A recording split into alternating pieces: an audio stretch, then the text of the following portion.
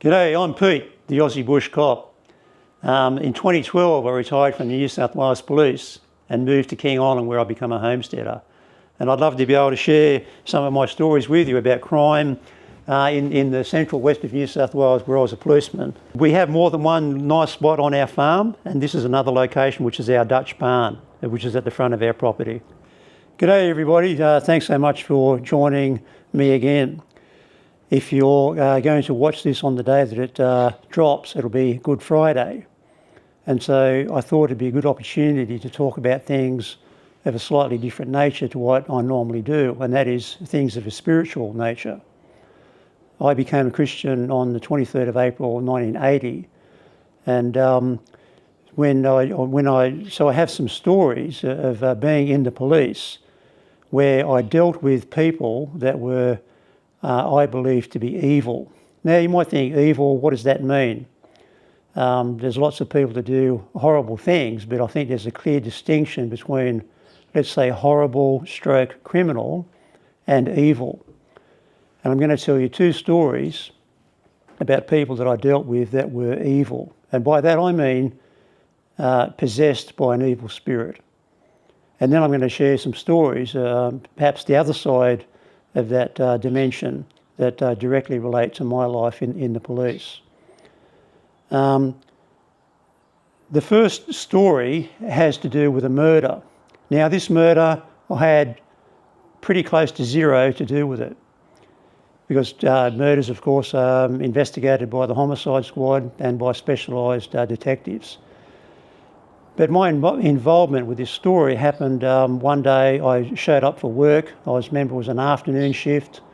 I rolled into the Dubbo police station, and as soon as I got there, I was given the job of looking after a prisoner that the detectives had just arrested. And prisoners, doesn't matter if they're in there for shoplifting or in there for murder, they have to be supervised 24/7 by an officer in the charge room. So I walked into the charge room, given this job of minding this prisoner. And I've done that about 10,000 million gazillion times, so there's nothing unusual about that. But when I walked into the charge room, there was a woman, probably in her 60s, who was had a matrimony look about her, meaning that she was suitably round, as people do when they get older. She looked, you might say, entirely innocent, but she was anything but. She was there, just as I indicated, being arrested and was in the process of being charged with murder. And as soon as I walked in, there was something deep and profound about her presence, which almost physically repelled me. And she was evil. And I'll tell you how that evilness manifested itself. I will say the name of the deceased because he was someone that I knew and someone who deserves to be remembered. And people from that area, particularly Wellington, where I lived at the time, will know about this man. His name was Charles Perin, spelled P-E-R-R-O-N. Charles was a man who lived in Wellington, and he was, you might say he was simple-minded. I don't know whether he was born like that or whether he had a brain injury later in life, but he was simple-minded and entirely harmless. Charles was known to most of the people in Wellington simply because he walked around and didn't drive. I don't think he was capable of driving or of holding a licence at least. Anyway, he fell into the hands of this lady, I'll call her Vera. And he fell into the clutches of this lady named Vera, who you might say romanced him. And she then became engaged to him and subsequently became his next of kin, which meant that if Charles died, she would inherit everything that Charles owned. Now Charles, I know the house that Charles lived in. It was a very modest house in Wellington. And Wellington, you might say, was in a depressed real estate financial state. And Charles' home was probably worth about $60,000. So not a lot of money. This Vera went on to, and I won't go into the details because it's not the focus of this story, but she then went on to poison Charles and she murdered him. With very good police work that was conducted, which resulted in her apprehension the day that I came into her presence. She then went on, after she was charged, she was given bail. She then went on to, I don't know how much afterwards, but she threw herself into the Macquarie River in Dubbo and in an attempt to drown herself. But someone saw her, it was during the day, someone saw her in the river and called the police, and I know one of the police involved, put themselves at direct significant risk of harm by getting her out of the river. As I might have said before, Vera wasn't small. Anyway, she then went on, I don't know how much later after that, but then drove her car into the path of a semi-trailer travelling in the opposite direction. So a head-on collision in which Vera died and then faced her ultimate justice. If you want to know more about that story, I can do that in a subsequent podcast to this. If you want to know more about it, just put some comments in the comment section and I'll do that. The second story, of which I was directly involved in dealing with someone who was evil, came about, and again in a very routine situation, where I was called to the local hospital where other police had arrested a man who was attacking a school bus with a long piece of steel pipe. I think he was chasing the bus or actually physically attacking the bus with this piece of steel pipe. He was arrested. Then, because of information that they gleaned at the scene, they didn't take him to the police station and put him in the cell. They took him to the hospital. He was arrested under the Mental Health Act. Police can do that. They can put him under a schedule from the point where they arrest him to a hospital or to any facility where a doctor can then examine this person. So he was taken to the hospital. He was then, the doctor issued a schedule under the Mental Health Act, which meant that he could be detained, and using all reasonable force to effect that detainment. He was, so when I got there with another police officer, I think there was either 4 or 5 police who were then instructed by the doctor to hold him down while the doctor injected him with a sedating drug. This was not even done inside an examination room. I can only imagine that when we got there, they couldn't get him into an examination room, or maybe he'd even escaped from that examination room. But all this was done in a hallway of the hospital. And we held him down, and the doctor sedated him with a drug.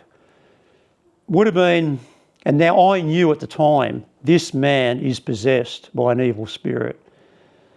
And would have been maybe months later. Again, another routine thing for police to do I was asked to go on the Royal Flying Doctor aircraft to pick up a mental health patient. Now, for those that aren't in Australia has a system or an organisation called the Royal Flying Doctor. And the Royal Flying Doctor will go to all kinds of isolated places throughout Australia to pick up patients who need urgent medical care. And when the patient is a mental health patient, the Royal Flying Doctor always insists on the presence of a police officer in the aircraft. So I was given this job this particular day. Must have been late in the afternoon, I think. Anyway, we flew, I don't remember where it was, but somewhere further west than Dubbo, which is where the Royal Flying Doctor in that area is based. And I flew to this town. We landed. The the patient was already, was already there in the road ambulance for us to pick up and take back to a mental health hospital in that area. We got back there. We got on the ground and we saw the patient and the nurse. We didn't actually have a doctor with us on this day, but there was a registered nurse. And the nurse went and I guess maybe interviewed, or she consulted with this patient. And I'm of course not privy to that inquiry or that interview. And the nurse then said to me and to the pilot, "He is not going in the aircraft. He is too violent. He's made, I think maybe made threats to bring the plane down." Then when you're at 10,000 feet, you don't want someone like that in the aircraft. And it's a relatively small aircraft. And so the decision was quickly made. He's staying here. A road ambulance will have to come and pick him up and take him to the hospital. And then I was given the job. By then it was evening. And wherever I was, again, like I said, I don't remember which town it was, and it doesn't really matter. But I was given the job, therefore, of guarding this person in the local hospital. And would have been hours later, I was relieved by one of the local police, and I was and the commander where I was from picked up, sent a police officer to come to where I was and pick me up and take me home. Now, I, of course, was quite curious about who this person was. I knew that I knew him, but I couldn't pick, we deal with, hundreds and hundreds of people, maybe thousands, and I couldn't actually put a name and a face together. But when I got back to the Dubbo police station, I looked him up on the computer on our database, and I realised that was the same man who we had to help detain in Dubbo Hospital months earlier. So the registered nurse made a very good decision, and I'd love to know whether she gleaned the same thing from him that I did about his evilness. Now, when I've got two more stories to tell you about the spiritual nature of life. Now, you might think, what's a retired copper talking about a spiritual nature? Surely that's just airy-fairy nonsense, but it certainly isn't. In this very room where I am now, the very room where you are now, there are radio waves and all kinds of things that we cannot see. The very device that you're watching this through has an invisible signal passing through there and into your phone or your tablet or your computer. And it's only when it hits that device that it becomes obvious. And that's sort of like what I'm talking about now. Evilness exists, and sometimes it becomes really obvious.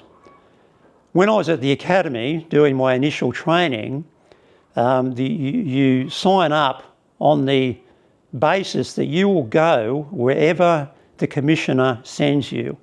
Now, again, for overseas listeners and viewers, New South Wales, where I was a police officer, is a pretty big state.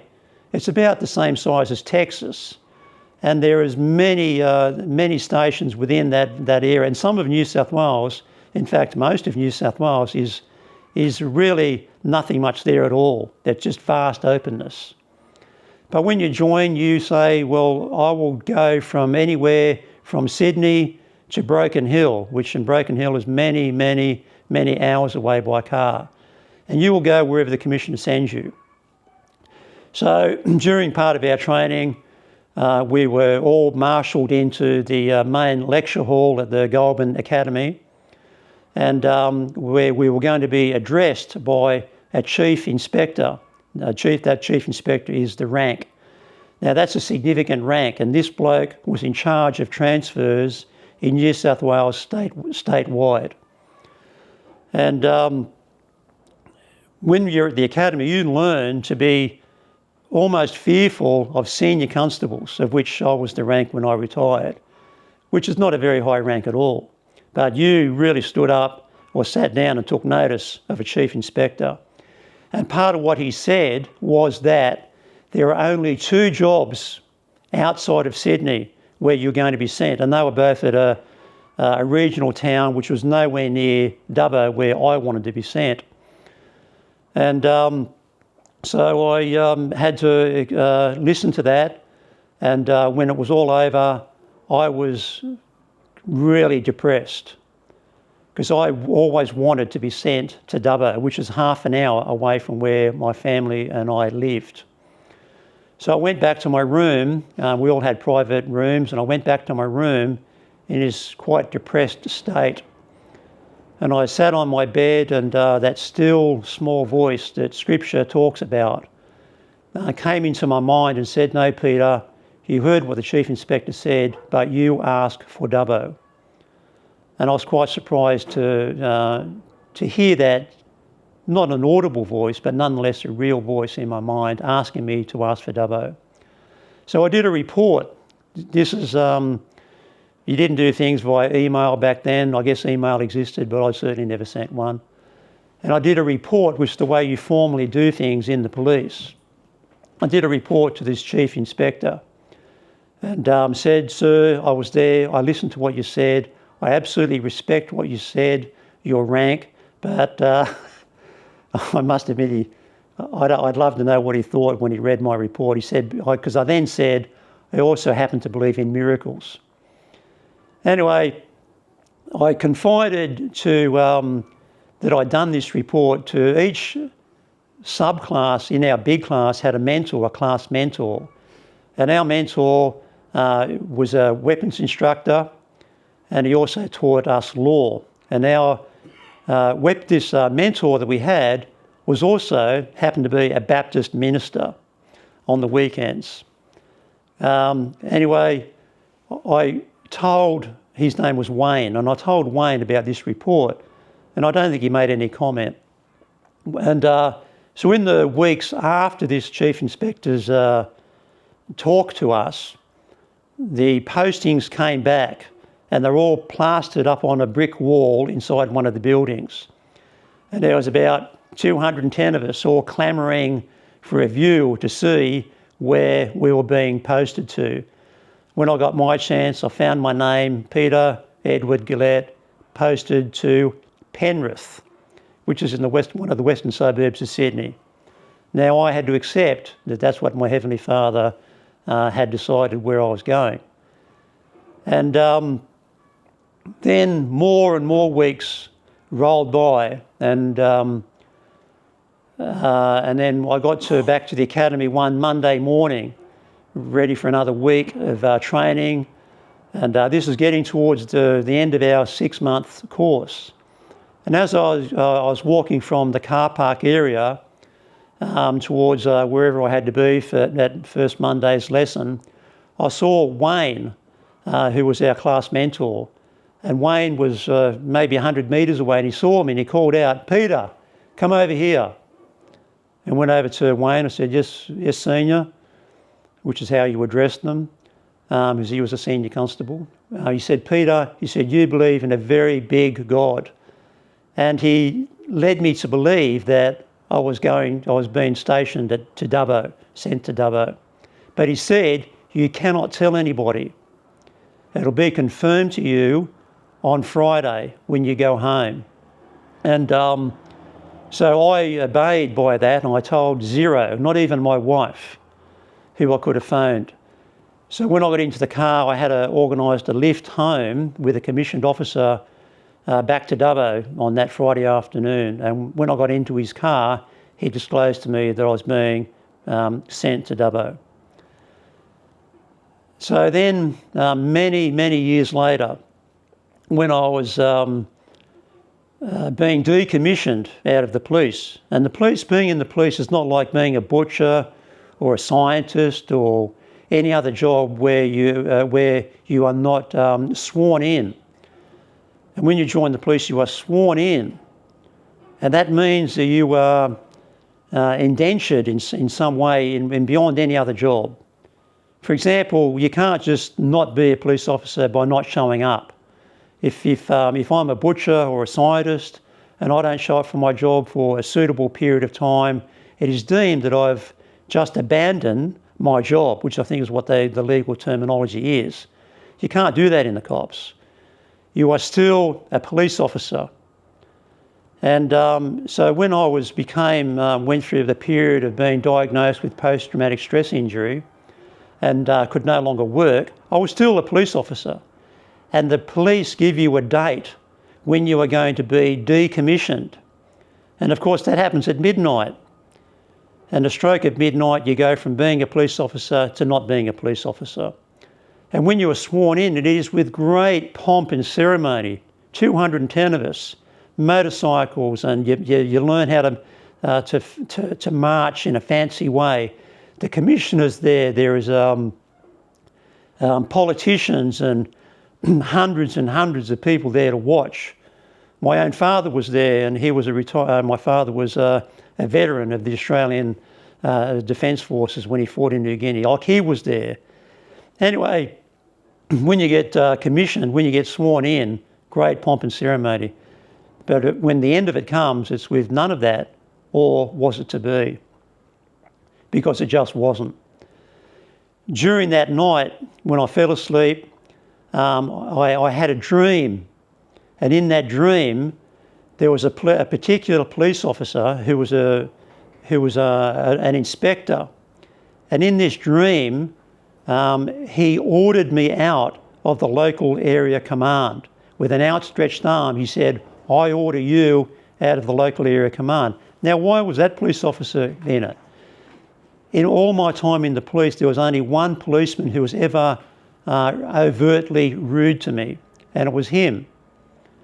And the night that he said that to me, when he was overtly and unnecessarily rude to me, I was under a tremendous amount of stress. Something really bad happened. And I really did need his rudeness towards me. But I wasn't able to tell him that at the time. To his credit, he later on the same evening, apologised for his rudeness, which I accepted. So you might think, well, okay, you have this dream in which he orders you out of the local area command. But that was only Act 1 of a very strange night and day. Because when I got up and I recounted that dream, I had then become used to buying the local paper, which was the Daily Telegraph. And I'd go down to the local shop and I'd buy the Daily Telegraph newspaper and read it.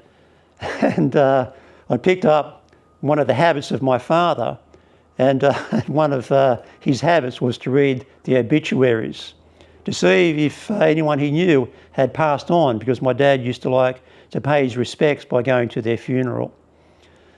Anyway, so I did that, and I must have almost fell off my chair when I read the obituaries that morning, because, and I won't say his name because I don't want to embarrass him, and it wasn't him, but it was someone with exactly the same name who had passed on, and his obituary was mentioned in that morning's newspaper. Now, the chances of that, you would need to be a mathematician with a very powerful computer to work out the odds of that happening. And I knew there's only one person who can organise such a decommissioning, and that was my Heavenly Father. Powerful stuff. And I'm so very, very pleased to have survived it all and to be able to share that with you this morning. So thanks for listening, and I hope you have a blessed Good Friday. See you next time.